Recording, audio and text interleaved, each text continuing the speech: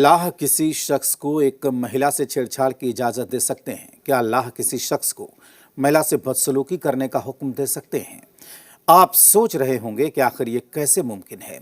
तो आपको बता दें कि अहमदाबाद के एक भाईजान ने पुलिस के सामने यहाँ तक कि कोर्ट में ये दावा किया कि अल्लाह की आवाज़ पर उसने महिला से छेड़छाड़ की, उसे डराया धमकाया, लेकिन अब वही सलाखों के पीछे है।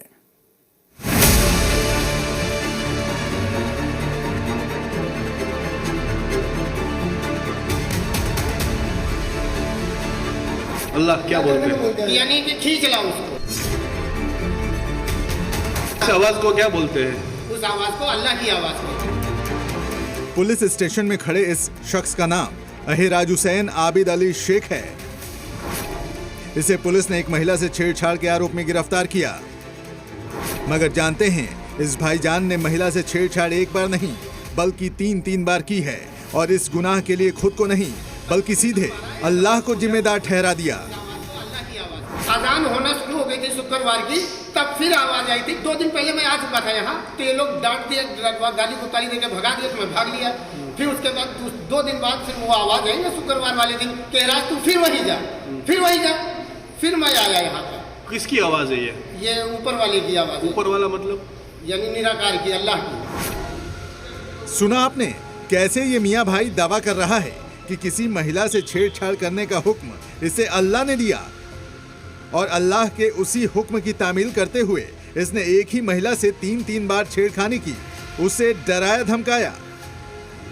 जो फरियादी महिला है उसने आरोपी के विरुद्ध एक सेक्सुअल हैरेसमेंट की छेड़ती की फरियाद दर्ज करवाई थी दाणी लिमड़ा पुलिस स्टेशन में, जिसकी कोर्ट ट्रायल चल रही थी।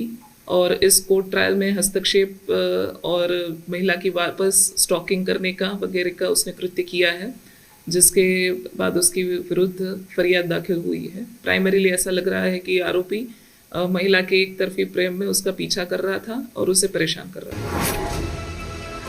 मामला अहमदाबाद का है।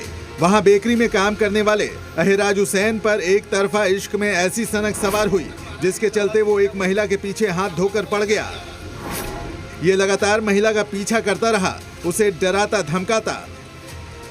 पहले भी महिला ने इस सनकी भाईजान के खिलाफ केस दर्ज करवाया था, मगर एक सनकी आशिक की तरह अहिराज हुसैन अपने मकसद को अंजाम देने में लगा रहा।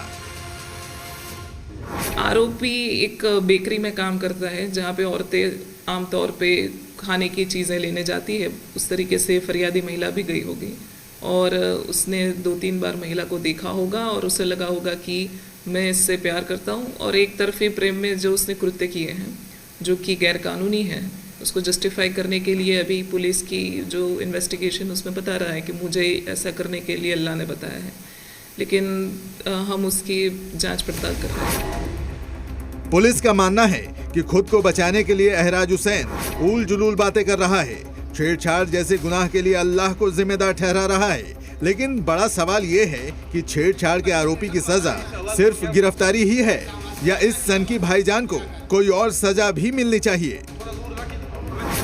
ऐसे अपराधी को जैसे यूपी के अंदर एनकाउंटर करते हैं, उसी तरह हम पुलिस से मांग करते हैं कि ऐसे अपराधी को सीधे एनकाउंटर ही करना चाहिए, नहीं तो उनको फांसी की सजा देनी चाहिए, जिससे एक एग्जाम्पल दे सकते हैं गुजरात के अंदर के आने वाले वक्त ऐसा कोई भी करने की हिम्मत ना करे। योगी राज में महिलाओं से बदसलूकी और छेड़छाड़ की सजा क्या होती है, देख लीजिए। योगी फोर्स ऐसे मनचलो शोहदों का हिसाब ऑन द स्पॉट करती है।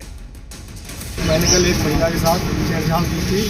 मैं आज के बाद किसी महिला के साथ छेड़छाड़ नहीं करूँगा, मुझे माफ कर दिया जाए। अब ये देखना होगा कि अहमदाबाद के इस सनकी भाईजान का क्या अंजाम होगा। अहमदाबाद से उदय रंजन के साथ